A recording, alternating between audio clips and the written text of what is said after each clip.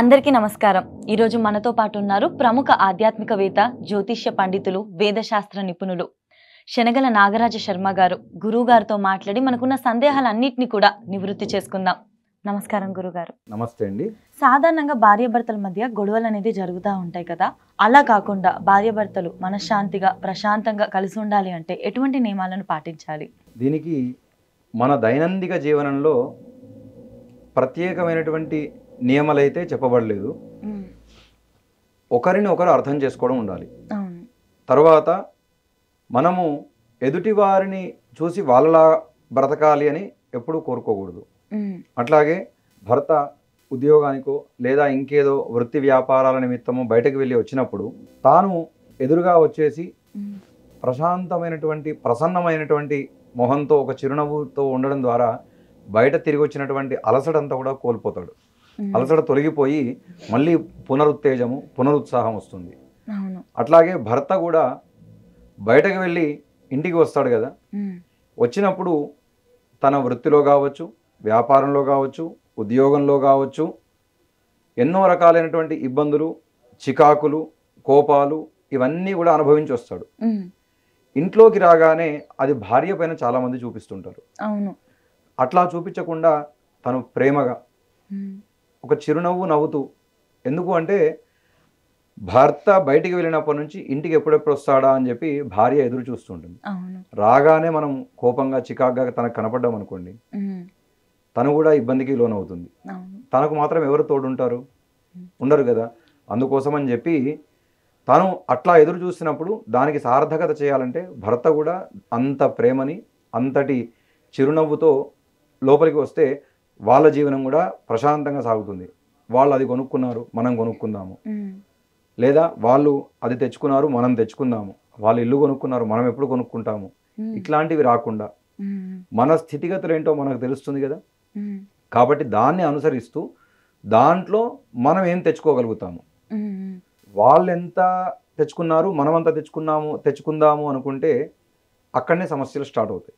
ఎక్కడైతే వేరే వాళ్ళతో మనము కంపారిజన్ చేసుకోకుండా ఉంటాము, సమస్యలు ఉండవు.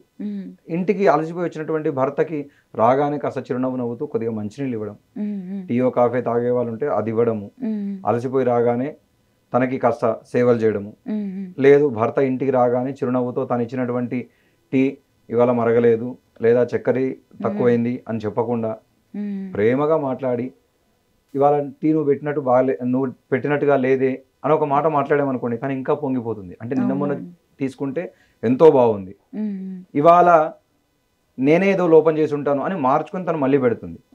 ఇవాళ టీ బాగాలేదు అంటే ఒక ఆలోచన వస్తుంది, ఇవాళ టీ నువ్వు పెట్టినట్టుగా లేదు అంటే ఒక రకమైనటువంటి స్వీకరించేటువంటి గుణం వస్తుంది. అట్లాంటివి ఈ చిన్న చిన్న వాటి దగ్గర నుంచే పెద్దగా అయ్యి చిలికి గాలి వానలాగా అవుతాయి అన్నమాట. అందుకోసం అట్లా లేకుండా ఒకరినొకరు అర్థం చేసుకోవడం తోనే మన అన్యోన్యత దాంపత్యం అనేటువంటిది కూడా ముందుకు కొనసాగుతూ ఉంటుంది.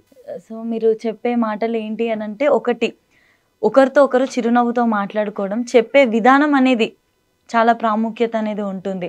మనం చిరాకుతో చెప్పేదానికి ప్రేమతో చెప్పేదానికి అర్థమే మారిపోతుంది అనేది అంటున్నారు. బయటికి వెళ్ళి వచ్చినటువంటి భర్తను చికాకు చూపించకుండా, బయట ఉన్నటువంటి సమస్యలు చెప్పి భార్యను ఇబ్బంది పెట్టకుండా ఉన్నప్పుడు అన్యోన్యత సహజంగా వస్తుందన్నమాట. గురుగారు, ఈ మధ్య దంపతుల మధ్య చూసుకున్నట్లయితే మనస్పర్ధలు అనేవి ఎక్కువగా పెరిగిపోతున్నాయి. ఇటువంటి మనస్పర్ధలు తొలగిపోవడానికి, కలిసి ఉండడానికి ఎటువంటి పూజలు లేదా వ్రతాలు చేస్తే బాగుంటుంది అంటారు? ముఖ్యంగా మన బుద్ధిని మనం సరిగా మార్చుకోవాలి. మనస్పర్ధలన్నీ తొలగిపోవాలి అంటే ఒకరితో ఒకరు పోల్చుకోకుండా ఉండాలి.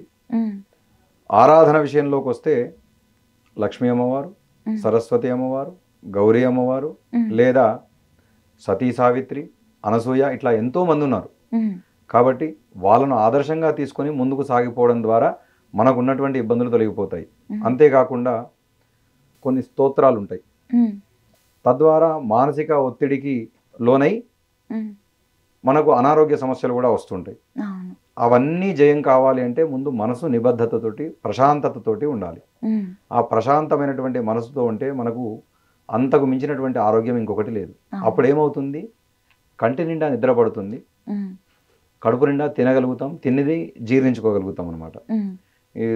దుర్గా సప్తశ్లోకి అని ఉంటుంది, ఒక 7 శ్లోకాలు. ఉమ్, అది చేసుకోవడం ద్వారా ఉమ్, పారాయణం అమ్మవారి అనుగ్రహం కలిగి ఉమ్, శత్రుబాధలు, రుణబాధలు, ఆరోగ్య సమస్యలు, మానసిక ఒత్తిడిని కూడా జయించేటువంటి యోగ్యత మనకు అమ్మవారు ఇస్తుంది.